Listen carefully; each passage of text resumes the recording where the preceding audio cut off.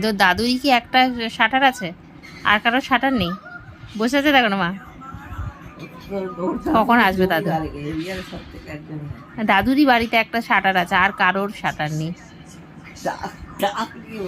তাক নিয়ে বসে দাদু এলে লাভ কেটে দাদুর ঘাড়ের উপরে উঠে পড়ো। মিশান দাদু ঘুমিয়ে পড়েছিল, পুরো নেতা হয়ে গেছিল ঘুমিয়ে, মানে জাস্ট সামান্য আওয়াজ হয়েছে, সামান্য।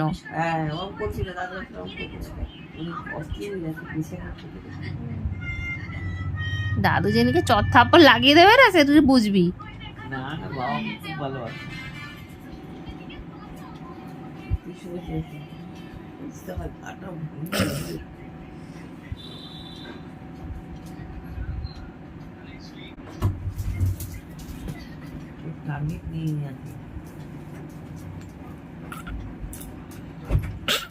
ঘুমিয়ে নেতা হয়ে গেছিল, শুধুমাত্র তোমার শাটারের আওয়াজটা পেয়েছে বাবা।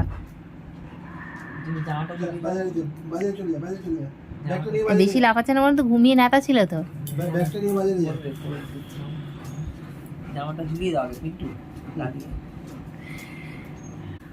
আরে শুরু হয়ে গেছে পায়ে করছিল দাদু, ভীষণ পা দিয়ে শুরু করছিল বাবাকে পায়ের মধ্যে।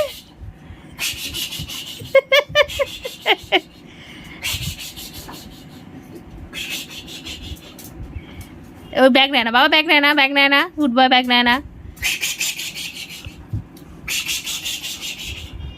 ল্যাজটা খসে পড়ে যাবে রে।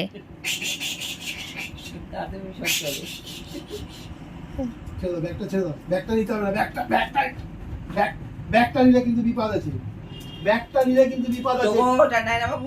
এটা না, এটা নয়, এটা নয়, এটা ছেড়ে দাও, গুড বয়, গুড বয়, ছেড়ে দাও, ছেড়ে দাও, ছেড়ে দাও, ছেড়ে দাও, ছেড়ে দাও। কি আছে বার করো না সব।